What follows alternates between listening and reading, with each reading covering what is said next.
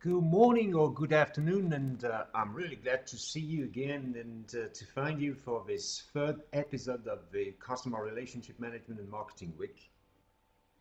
And today we'll talk about the CRM, Customer Relationship Management Strategy. Remember yesterday and before yesterday we talked about what could be the CRM thinking, what is the CRM structure, and we defined some kind of episode. We defined that the CRM is a way of life and a kind of behavior more than a software or something like that. But today we will go deeper, and I want to examine and review with you the three different types of strategies we define at PHMC.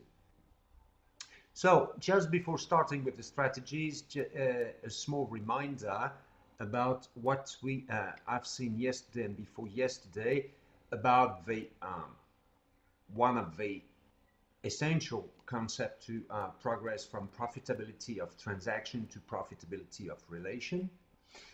And as you can see on the screen right now, and the sequence in the structure of the customer relationship means that different episodes, and in every episode some action in fact you may have. And remember, we talk about the an example from the another chain or something like that, and we define what could be an action in an episode, in fact an encounter with your customer. That's really really important. So today we will dive into the strategies, and for sure, as you can imagine, that we need to implement a real and formal strategy about your customer relationship management. We define three types here. In the first one, we called it the Preston strategy. The second one, the Zeep strategy, and the third one, the GRIP strategy. Picture worth 1,000 words. So what I'm going to do is to show you with this small image, and you will see exactly what we're talking about. On those three different strategy, I will try to play with this small finger on the picture. On the top left, you have all that increased value and a kind of win-win process. On the bottom, this is all the factors about the lose-lose and the decreasing the value of your customer relationship. So now let's go to and examine the Preston strategy. What is it? In fact, this is a provider-driven strategy. So the customer, your clients, need to adapt to what the provider is saying, and the kind of constraints for the customer, a little bit like you're kind of in certain country, governmental organization or a company under a monopoly situation.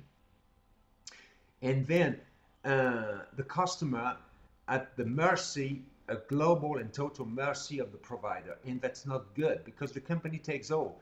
So if you are on the very liberalism strategy and capitalist market, for sure on a very short term you will lose your customer because you couldn't have a very efficient, genuine and a kind of exchange with your clients. And this Preston strategy is probably okay for one-shot sale or one-shot marketing for a very small niche of market. I'm not really sure it works perfectly, but some are using this and it works. This is not, according to me, the way just to entertain your audience, clients, and to obtain long-lasting relationship that the people give you and the people with whom you're sharing this added value you're creating. The Preston strategy is not creating an added value for the customer.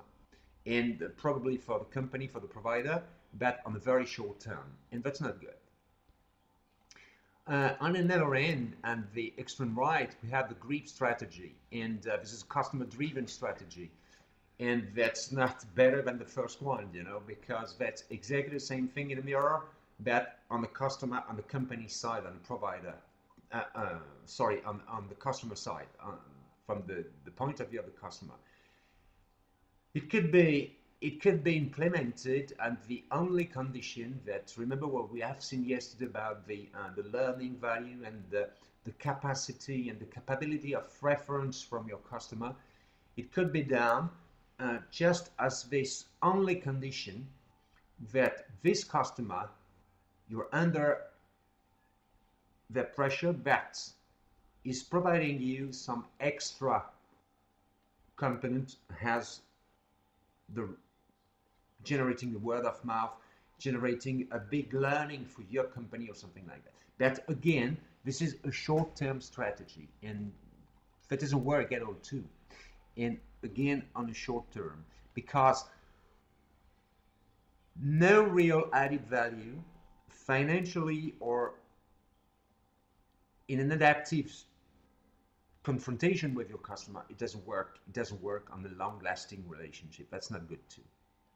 What we choose and what we apply at PHMC is the zipper strategy, exactly like a zip, and it works like that. And we will see that and review it in details. But the zip strategy is the real win-win strategy, and this is no more a customer relationship management strategy, but a customer and the partner relationship. And this exact point who created the real added value. And remember, we defined that just previously 2 days ago, about saying that this added value is created for you both, the provider and the customer. Then you are in this concept of partnership and no more client-provider. And that's extremely important and essential, that you can create this zip strategy. So what is it in detail? That's simple. That's simple. This is something like that. And you see at the very beginning, there's the initiation of the relation, the refining of the relation, and the termination of the relation, whatever it exactly as we defined it yesterday, about the time you have to some encounters in episode from with your clients. That's exactly the same way a zip is working. And by the time you're refining, so I will try to put again the pointer. Don't know if it works. Yeah, it works. Just here, you will see that everyone is creating and everyone is learning from each other and creating this famous added value, profitable for both provider and customer. This is essential. And then you have moved from this profitability of transaction to a profitability of relation. You have moved from the classical and traditional market share to your customer share. I will illustrate, to conclude this broadcast of today, with some small example coming from the music industry. And remember, a few years ago until now, all the music industry were totally upset with the massive arrival on the market of the digital music.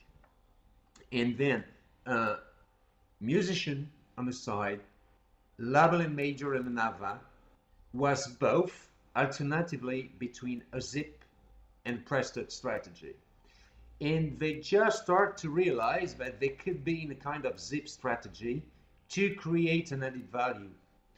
I was talking with one of my colleagues here in the US, and he is a musician too, singer-songwriter, and we just admit in common that how many artists are totally lost in a jungle of all that, because they are not considering and paying enough attention, according to me, to a label on the side, their audience and another, and their clients both are clients to this musician, you know, the label. They have to really have a real and genuine zip strategy and not a press stud or a Greek too, because they are exceeding some wrong content and in wrong aspect of the global strategy. And from the people who are buying or attending their gigs and concerts, they don't pay enough concern to that. And that's why in most of the cases, they nothing happened, and there's a big mess around all that and a big mess around the music industry, and everyone is trying to press that the other, and that's not good. That's not good. So that's why the market is large enough for everyone in the middle to get their own added value, whatever the financial profit, whatever this, whatever this, whatever this. We just focus on this global added value with the real zip strategy, where both, and this is the key word, where both are earning from this generated added value as real partners. And that's the way we need to work with our clients all around, whatever you're in the music industry, whatever you're in the services industry in general, or whatever you're selling potatoes or cupcakes, that's exactly the same. So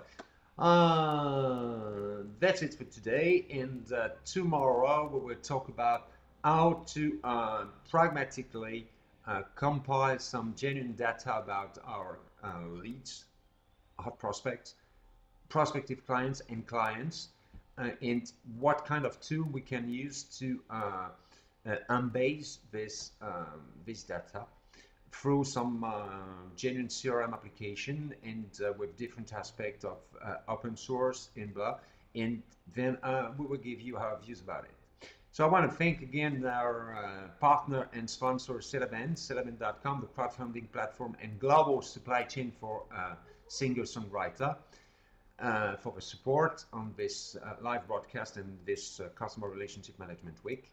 So thank you for watching, and see you tomorrow, 2 p.m. UTC, 9 a.m. New York time, 3 p.m. Paris and Berlin time. See you tomorrow.